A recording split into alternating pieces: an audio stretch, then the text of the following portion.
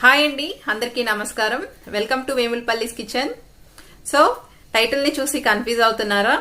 దాని గురించి చెప్పబోయే ముందు నా ఛానల్ ని కనుక మీలో ఎవరన్నా సబ్స్క్రైబ్ చేసుకోకుండా చూస్తున్నా లేదా కొత్తగా చూస్తున్నా కింద కనపడుతున్న రెడ్ కలర్ సబ్స్క్రైబ్ బటన్ ని క్లిక్ చేయండి. దాని పక్కన వచ్చే బెల్ నోటిఫికేషన్ లో ఆల్ అనే ఆప్షన్ ని క్లిక్ చేసినట్లయితే నేను చేసే ప్రతి వీడియో కూడా మీకు నోటిఫికేషన్ రూపంలో వస్తాయి.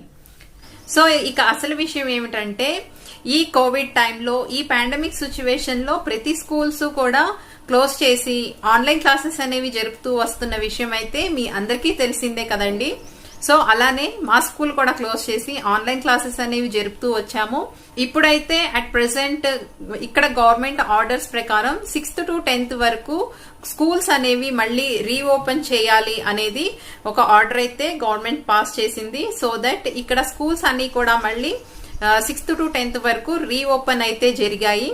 సో ఈసారి అయితే మా స్కూల్లో రిపబ్లిక్ డే ఎప్పటిలాగా పెద్దగా సెలబ్రేషన్స్ అయితే చేసుకోలేదు. జస్ట్ ఫ్లాగ్ హోస్టింగ్ వరకు అయితే సెలబ్రేషన్స్ జరిగాయండి.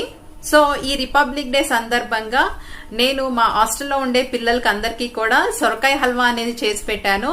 ఎలానూ పొలంలో నుంచి మాకు సొరకాయలు అనేవి చాలానే వస్తున్నాయి. సో దట్ నేను సొరకాయ హల్వా చేసి పెడదామని చెప్పి సొరకాయ హల్వా చేశానండి. ప్రతిసారి ప్రతి ఫెస్టివల్స్ కూడా మేము ఏదో ఒక స్పెషల్ ఐటమ్స్ అనేది చేసి పెడుతూ ఉంటాము. సో ఇదే ఫస్ట్ టైం అండి నేను ఇంత లార్జ్ క్వాంటిటీలో సొరకాయ హల్వా అనేది చేశాను. ఇంట్లో అయితే కొంచెమే చేసుకొని చాలా ఈజీగా చేసుకోవచ్చు, కానీ నేను ఇది చేసేటప్పుడు కొంచెం భయపడ్డాను. కానీ నిజంగా చెప్పాలంటే చాలా టేస్టీగా ఉంది. టు బి ఫ్రాంక్ చెప్పాలంటే నేను ఒక్కటే చేయలేదండి, నాకు మా హెల్పర్స్ అందరూ కూడా హెల్ప్ చేయడం వల్ల నేను చాలా తేలిగ్గా సొరకాయ హల్వా అనేది చేసి పెట్టగలిగాను. ఇక థంబ్నెయిల్ విషయానికి వచ్చేస్తే, మా స్కూల్ పేరు వచ్చేసి Shri Nanda residential school. So అందుకే అండి నేను ఇక్కడ Vemulapalli's kitchen enter to Nanda's kitchen అని పెట్టాను. సో మా హాస్టల్ పిల్లలకి నేను సొరకాయ హల్వా ఎలా చేసి పెట్టానో ఈ వీడియోలో చూసేయండి. ముందుగా మేము ఇక్కడ ఒక 10 సొరకాయల వరకు తీసుకున్నాము.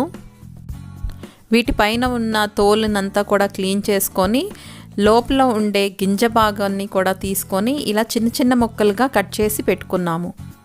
ఇక్కడ మీరు చూస్తున్న మిషన్ వచ్చేసి వెజిటేబుల్ కట్టర్ అండి. ఈ కట్టర్లో వెజిటేబుల్స్ కట్ చేసుకోవచ్చు, అలానే తురుముకోవచ్చు కూడా. మీకు ఏ సైజులో కావాలితే ఆ సైజులో వెజిటేబుల్స్ అనేవి కట్ చేసుకోవచ్చు. ఇది మాకైతే చాలా హెల్ప్ అవుతుంది. మా వాళ్ళంతా ఒక పక్కన తురుముతూ ఉన్నారండి ఈ మిషన్ సహాయంతో. ఈలోగా నేను ఇక్కడ డ్రై నట్స్ వేయించుకోవడానికి కోసం పొయ్యి మీద ఒక పాన్ పెట్టుకొని ఒక 1/2 కప్ వరకు నెయ్యి పోసుకొని వేడి చేసుకున్నాను. ఇందులోకి కొన్ని జీడిపప్పులు వేసుకొని లైట్ గోల్డెన్ కలర్ వచ్చేంత వరకు వేపుకోవాలి. జీడిపప్పు కొంచెం లైట్ గోల్డెన్ కలర్లోకి మారాక ఇందులోకి తురుముకున్న బాదం పప్పును కూడా వేసుకొని ఒకసారి చక్కగా వేపుకోవాలి. ఇప్పుడు ఇందులో కొన్ని కిస్మిస్లు కూడా వేసుకొని అన్నిటినీ కలిపి బాగా వేపుకోవాలి. ఇందులో మీరు చిరోంజి, పిస్తా కూడా వేసుకోవచ్చు. డ్రై నట్స్ అనేవి మీ ఇష్టం, మీకు ఏవి నచ్చితే అవి వేసుకోవచ్చు. నట్స్ అన్నీ కూడా చక్కగా వేగాక వీటిని ఒక ప్లేట్లోకి తీసుకొని పక్కన పెట్టుకోవాలి. ఇప్పుడు తురుముకున్న సొరకాయ తురుము అంతా కూడా ఒక జల్లిడ్ బుట్టలోకి వేసుకొని నీరంతా ఈ విధంగా పిండేసుకొని పక్కన పెట్టుకున్నాము. ఇప్పుడు స్టవ్ మీద మరొక గిన్నె పెట్టుకొని ఇందులోకి 3 లీటర్లు పాలు పోసుకుంటున్నాము. ఈ పాలని మీడియం ఫ్లేమ్లో పెట్టుకొని ఒకసారి పొంగు రానివ్వాలి. పాలు పొంగొచ్చాక లో ఫ్లేమ్లోకి పెట్టుకొని గెరెటితో కలుపుతూ ఈ పాల క్వాంటిటీ సగమయ్యే అంతవరకు మరిగించుకోవాలి. ఇలా మరుగుతున్న పాలల్లోకి ఒక చిటికెడు బేకింగ్ పౌడర్ వేసుకుంటున్నాను. ఇలా పాలల్లోకి బేకింగ్ పౌడర్ వేయడం వల్ల పాలనేవి త్వరగా చిక్కబడతాయి. అలానే ఈ పాలని హల్వాలోకి వేయగానే త్వరగా కోవాలాగా మారుతాయి. బేకింగ్ పౌడర్ వేసుకోవడం అనేది మీ ఆప్షనల్.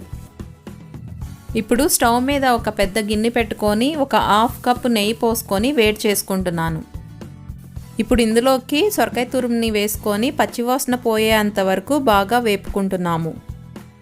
మేము తీసుకున్న 10 సొరకాయలకి మాకు 6 కేజీలు తురుము అనేది వచ్చింది. ఈ సొరకాయలన్నీ కూడా మా ఓన్ ఫార్మ్లోనే కాచాయి. నార్మల్గానే సొరకాయలో వాటర్ కంటెంట్ అనేది చాలా ఎక్కువగా ఉంటుంది.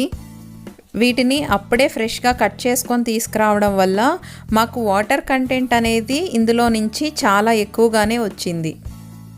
సొరకాయ హల్వా చేసుకునేటప్పుడు ఎప్పుడూ కూడా వాటర్ అనేవి పిండుకుంటే కుకింగ్ ప్రాసెస్ అనేది త్వరగా అవుతుంది. అలానే నేతిలో కనుక మీరు సొరకాయని కాస్త వేపుకున్నట్లయితే పచ్చివాసన అనేది పోయి సొరకాయ హల్వా అనేది చాలా టేస్టీగా కూడా ఉంటుంది. ఇప్పుడు ముందుగానే కాచుకున్న పాలన్నింటినీ కూడా పోసుకొని పాలు మొత్తం ఎగిరిపోయేంత వరకు ఉడికించుకోవాలి. ఈ విధంగా పాలన్నీ కూడా ఎగిరిపోయాక ఇందులోకి ఇప్పుడు 2.5 కేజీల వరకు పంచదార వేసుకుంటున్నాము. ఇలా అంతా ఒకసారి కలుపుకొని స్టవ్ని హై ఫ్లేమ్లోకి పెట్టుకొని పంచదార పాకం అంతా దగ్గర పడేంత వరకు ఉడికించుకోవాలి. ఇలా అంతా చక్కగా ఉడికాక ఇందులోకి ఒక 1/2 కేజీ వరకు పచ్చి కోవాని వేసుకున్నాము.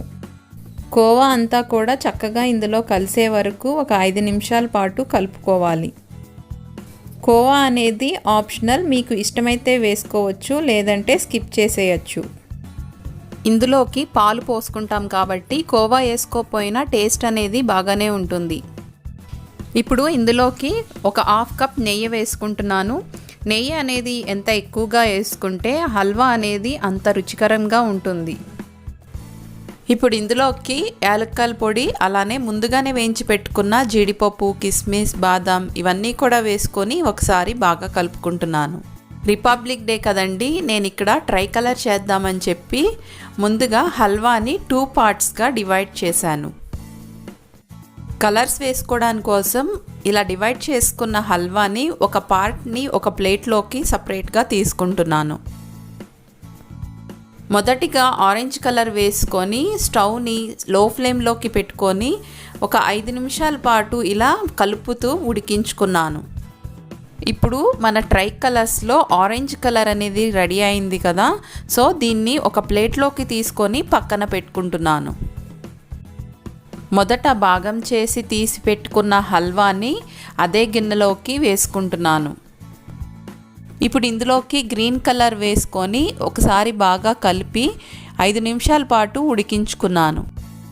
ఇలా రెడీ అయిన గ్రీన్ కలర్ని కూడా ఒక ప్లేట్లోకి తీసుకొని పక్కన పెట్టుకుంటున్నాను.